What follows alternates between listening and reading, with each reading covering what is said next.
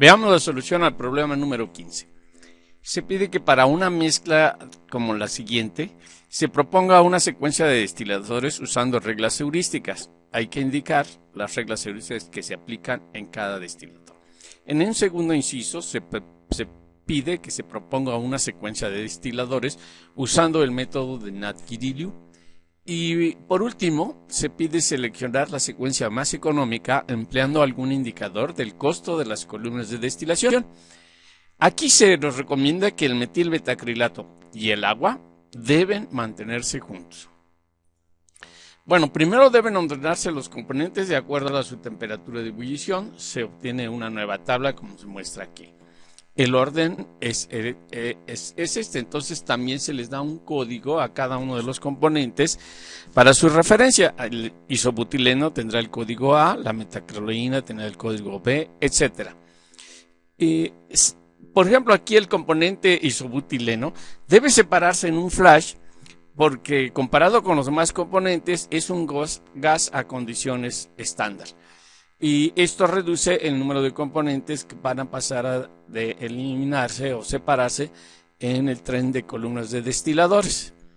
Bien, algunas alternativas para separar una mezcla de 5 componentes. Por ejemplo, aquí, si separamos el componente A primero, nos queda este aquí así. Si separamos los demás, vamos a tener esta secuencia de columnas de destilación.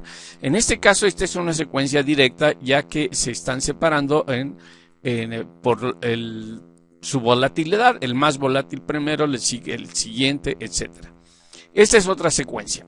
Aquí primero se separan A y B por arriba y luego C, D y E por abajo. Entonces tenemos en la segunda secuencia, en la segunda destilación, tenemos que se separan A y B. Después se separa C en la mezcla de C, D, E y finalmente se separan D y E. Tenemos 4 columnas de destilación y otros arreglos son como este que tenemos aquí y este otro. Aquí debemos notar que la diagonal indica el corte en que se hace la separación. Los componentes a la izquierda de la diagonal son los más ligeros y siempre saldrán por el domo, mientras que los componentes a la derecha serán los componentes más pesados, que son los que tienen la temperatura de ebullición más alta y siempre salen por el fondo. Bueno, vamos a ver las reglas heurísticas. La primera dice evitar destilaciones a vacío que usen refrigeración. Otra dice remover primero los componentes corrosivos y peligrosos. Una más nos indica que hay que remover el componente más volátil primero. Bien, estas reglas heurísticas se usan para proponer arreglos de separadores que permitan desmenuzar la mezcla en sus componentes. Las reglas heurísticas son observaciones empíricas que han alcanzado el nivel de reglas prácticas. Pueden aplicarse en cualquier orden repetidas veces a diferentes cortes de las mezclas, pero pueden presentarse contradicciones en su aplicación. Aquí habría que usar el sentido común. La idea es ordenar la secuencia de separadores, o sea, el arreglo, en torno a las opciones que tienden a reducir el tamaño de las columnas de destilación y consecuentemente, pues reducir los costos. De las heurísticas, podemos observar que las dos primeras, la de evitar destilaciones a vacío o que usen refrigeración, o la otra heurística de remover primero los componentes corrosivos y peligrosos, son muy importantes y son imperativas. Por ejemplo, en el caso de tener componentes corrosivos, se necesitarían usar columnas de destilación con aceros inoxidables, aceros especiales, lo cual aumentaría el costo de las columnas de destilación. Por eso hay que removerlos primero. Entonces se tendría pues nada más una sola columna de destilación con aceros especiales, que sería muy costosa, y una vez removido ese componente corrosivo, los demás componentes pues ya no requieren aceros especiales y con acero al carbón sería suficiente para las separaciones en las demás columnas. Bueno, entonces nos quedan solo 4 heurísticas. Primero, remover el componente más volátil, que es el que tenga la temperatura de ebullición más baja o la volatilidad relativa más alta. La segunda será remover el componente más abundante. Este hay que hacerlo primero, ya que esa primera columna sería la más grande y la más alta, la que tendría el diámetro más alto, para dar espacio a tan gran volumen de la masa que va a tener este componente más abundante. Así ya las otras columnas pues ya quedarían de menor tamaño. Tercera, realizar la separación es difícil al último. Esto es equivalente a proponer que primero hay que hacer la separación más fácil. La separación más fácil es aquella en donde se tenga la diferencia de temperatura y ebullición más alta o la volatilidad relativa de los componentes adyacentes más alta. Y por último nos queda una cuarta regla, que es favorecer las separaciones que balanceen los flujos de los productos. Es equivalente a decir que favorecer las separaciones equimolares. Bueno, veamos el ejemplo que tenemos, el problema. Ya están aquí los datos de los componentes con la diferencia de temperatura de ebullición calculada. Por ejemplo, aquí la diferencia entre la metacrolineal y el agua son 26 grados, etc. Bueno, para el primer corte vamos a analizar las 4 reglas heurísticas. La primera dice que hay que remover los componentes más volátiles primero. En este caso el más volátil será B, por tener la temperatura menor de ebullición. La segunda regla propone primero separar el componente más abundante. En este caso los más abundantes son los componentes que serían metacrolineal y agua, B y C, y habría que hacer el corte en C, D. Pero como una de las limitaciones del problema indica que el agua y el metilmetacrilato, es decir, C y D, deben salir juntos, entonces este corte no se puede aplicar. Esta regla no se aplica. Después, la siguiente regla dice proponer la separación más fácil al principio. Entonces, el que tiene la diferencia de temperatura más alta es el corte E con F, por ser una diferencia de temperatura de 43 grados centígrados, que es la más alta. Entonces sí aplica esta regla en ese corte. Y por último, balancear los flujos de los productos. Esta regla no se aplica a ningún corte, así que tenemos 2 reglas que se pueden aplicar y 2 reglas que no se pueden aplicar. Esto da origen a 2 posibles secuencias. La primera secuencia, en donde se va a aplicar la regla que es proponer la separación más fácil al final, que es el corte E con F. Y la segunda secuencia sería el corte donde se propone separar el componente más volátil, que es B, el componente más volátil es el primero. Entonces ya tenemos 2 propuestas iniciales de secuencia de separación. Para el segundo corte vamos a tener, si el primer corte es E en F, entonces el segundo corte puede ser B con C, por separar al más volátil, además que es el corte más fácil. Tendríamos así la segunda columna, se separan B de C, y como solo quedan C, D y E, y C y D no se van a separar, el único corte sería D con E, y ya esto daría lugar a la tercera columna de destilación, siguiendo una primera secuencia. Ahora, si el primer corte es en B con C, entonces el segundo corte para esta segunda secuencia 2 quedaría el corte E diagonal F, por ser la separación más fácil.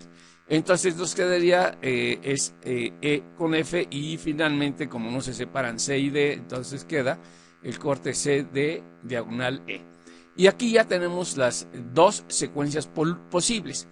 Bueno, ahora aquí vemos en forma de diagrama de proceso, tenemos la secuencia 1 con las 3 columnas que se requieren, y la secuencia 2 igualmente con 3 columnas que se requieren, pero en un arreglo diferente. Están acomodados de diferente forma, como se observa aquí, para separar los componentes.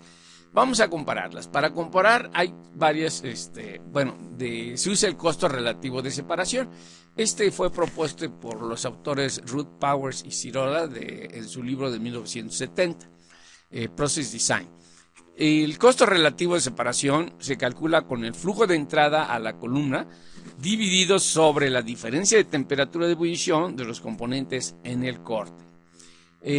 Por ejemplo, para la secuencia 1, tendríamos el costo relativo de separación, sería la primera columna, sería el flujo de todos los componentes que entran a la columna de destilación, son el flujo de B, C, D, E y F, sobre la diferencia de la temperatura de ebullición del corte. Los componentes del corte son E y F, entonces sería 43 grados centígrados. Y así se calcula el costo relativo de separación de las otras dos columnas de destilación. El costo relativo de la secuencia es la suma de los tres costos relativos de cada una de las columnas de destilación. Se calcula para la secuencia 2 y tenemos este valor. Prácticamente es el mismo. Bueno, ahora pasamos a la pregunta B, que es usar la fórmula de Nash-Gidillieu. Entonces, para esto se usa el coeficiente de facilidad de separación, CFS, que se calcula con el producto de F multiplicado por delta. F es la relación de flujo de molares de los componentes en el corte. Esto es D sobre B o B sobre D, dependiendo del que resulte menor o igual a la unidad.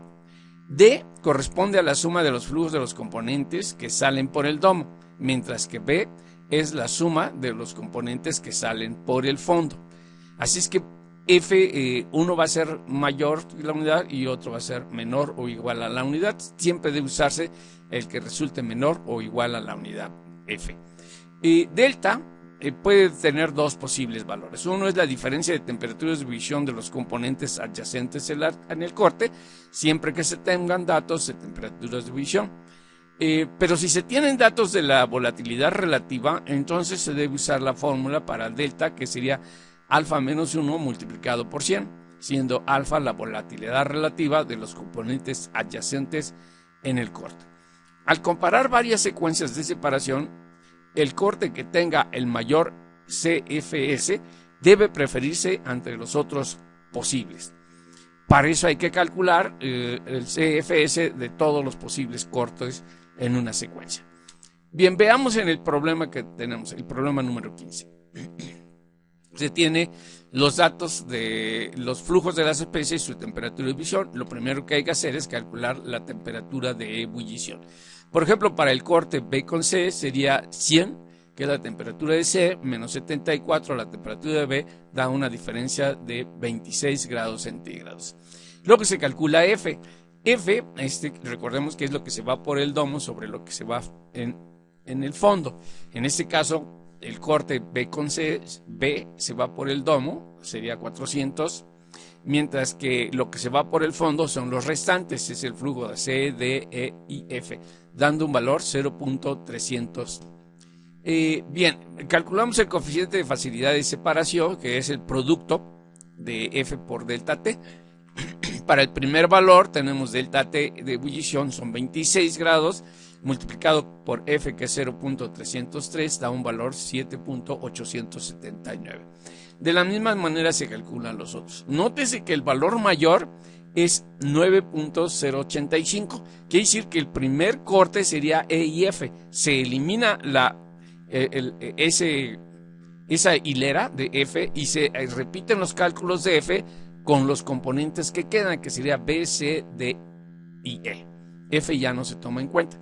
Entonces dan 3 valores de F y 3 valores de CFS del coeficiente de facilidad de separación. El coeficiente de facilidad de separación mayor en este caso resulta en el corte B con C, que da 10.196, así que tenemos que la secuencia es, el primer corte es NF, ya que el coeficiente de facilidad de separación es 9.085, el segundo es B con C, con un coeficiente de facilidad de separación de 10, y pues finalmente quedan los componentes C, D y E, pero como C y D no se separan, entonces ya la única separación posible es D con E. Esta es una secuencia que es igual a la secuencia 1 de las reglas heurísticas, así que cualquiera de las dos reglas, o sea, ya sea con el método de Nash-Gidillieu, la fórmula de Nash-Gidillieu, o las reglas heurísticas, se llega a que la mejor propuesta es esta secuencia, que es igual a la 1 de las reglas heurísticas.